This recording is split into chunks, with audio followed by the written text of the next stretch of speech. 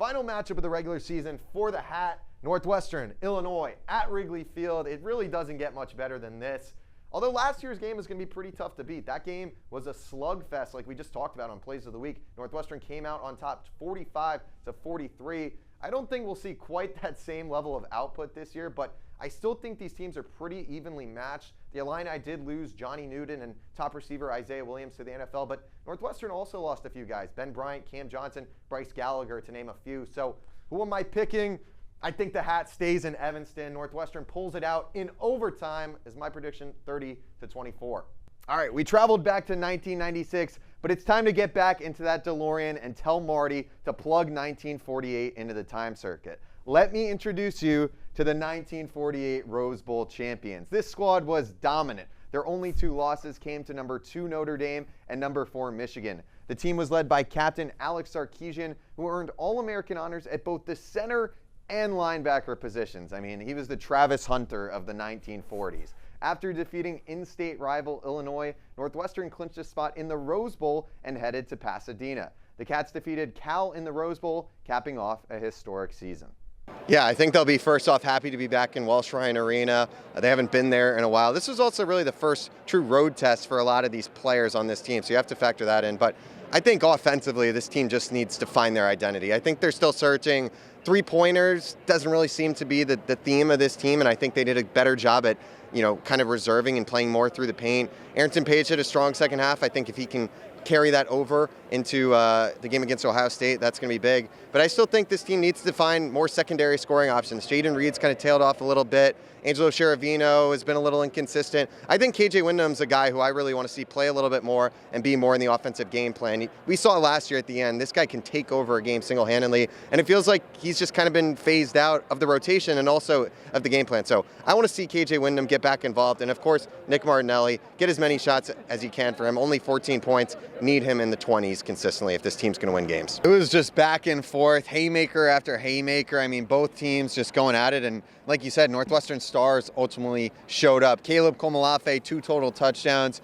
Good to see him get going again after a tough week last week against Michigan. Had 130 yards on the ground, the go-ahead touchdown reception before Minnesota came back to tie it. And then how about Hayden Elegon today? I mean, he's kind of been a little quiet, has had some moments here and there this year, but 7 catches, 127 yards. He was great. And then Griffin Wilde, Mr. Consistent, 11 catches, 111 yards, and a touchdown. I mean, that's really just the key for this Northwestern team, and I think really good to see that those receivers were able to step up. As a huge question going into the year was, what is this receiving group going to look like with the losses of A.J. Henning and Bryce Kurtz? And, I mean, we saw today what the future looks like at wide receiver for Northwestern.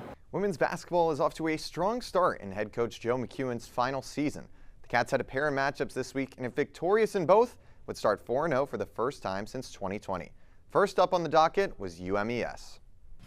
Northwestern women's basketball was back at Welsh Ryan Arena on Friday, looking to keep that undefeated streak rolling against the University of Maryland Eastern Shore. Into the first quarter, Tate Lash driving towards the basket, finds Casey Harder open in the quarter. Harder pulls, Harder scores. Cats up early in the first.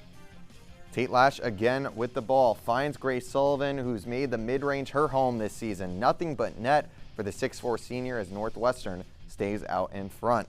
Later that quarter, Caroline Lau looking to push the pace. Passes tipped by a UMES defender, but right into the hands of Harder, who lays it in. Northwestern heads into the locker room up 8.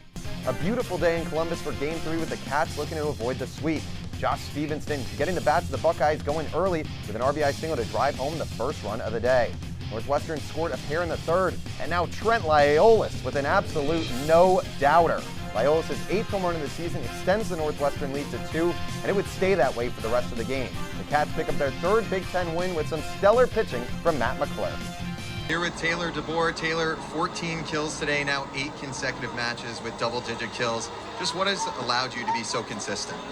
I think the team has, and Kenna has. I mean, she always wants her hitters to be aggressive, and she allows me to go up and go get it, and so I think that's a big thing. And yeah, I mean, I know my team has my back, so if I get blocked, they're there for me. If I miss it, they're there for me, and no matter what, so that's really great. And you talk about Kenna, 31 assists for her, 4 kills today as well. I mean, what's it like playing with a setter as creative and effective as her? I mean, it's fun. She creates so many opportunities. She's a go-getter. she's on everything. I mean, sometimes she dukes me out, and I'm a little late, but no, she's just so fun, so passionate, and it's great. And lastly, 5 consecutive wins now in Big Ten play. I mean, what's the vibe in the locker room, in the gym, when you guys are rolling like you are right now? It's fun, it's energetic, and I think we approach every day like that, so that's what makes us different. Taylor DeBoer, 14 kills today. Adam, back to you. I can't talk to you without asking you about your social media stardom. Almost 250,000 followers on Instagram, 1.5 million on TikTok. How did all that start, and what's been your reaction to it? Yeah, for sure. So most of my stuff kind of just came organically, just messing around with some of my friends, and a couple videos went viral, and it kind of just took from there. I didn't think it was going to end up like this, but that's just how God works. Crazy experiences, but yeah, just being myself, having fun, just doing stuff with my friends, and just keeping the main things. All right, I've got a bit of a fun question for you. If you could make one TikTok with an NBA player, could be current, all-time, whatever you want, who would it be and why? Probably Kobe Bryant. Kobe Bryant was my favorite player, just because his mentality, just being just a mama mentality. I don't know if he would want to make it TikTok though. He's kind of a hard dude, but definitely him. He's my favorite player. Hilinski's focus outside of football at South Carolina and Northwestern was on making an impact in the community. Ryan founded the Hilinski's Hope Foundation in 2018 alongside his family in honor of his late brother Tyler to raise awareness for mental health and help student athletes across the country. We're doing a lot of actually legislative stuff as of late. That's why we haven't made a lot of noise, but I just know that with that dollar sign, it puts a value on kids. And I think those kids will have a hard time with it. So I think we're needed now more than ever, to be honest. Right behind me is the UI Stead Families Children's Hospital, which opened in 2017, and with it came one of the best traditions in college football, known as the Hawkeye Wave. At the end of the first quarter of every Iowa home football game, all the fans turn their attention to the hospital and wave up at all the pediatric patients and their families who are watching the game. It's a great sight and one that all college football fans can agree and come together during. I think it's the coolest tradition in college football. What it stands for, what it means, engaging with families and children that are going through unimaginable hardship.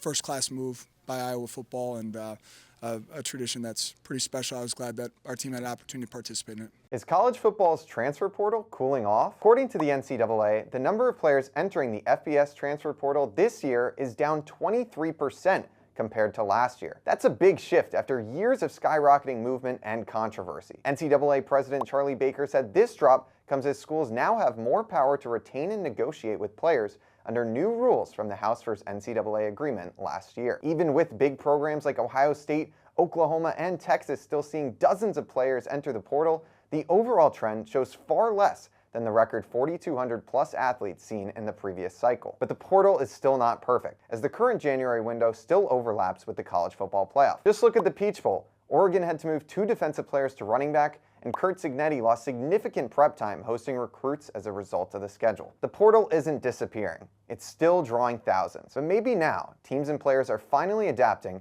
to football's new landscape.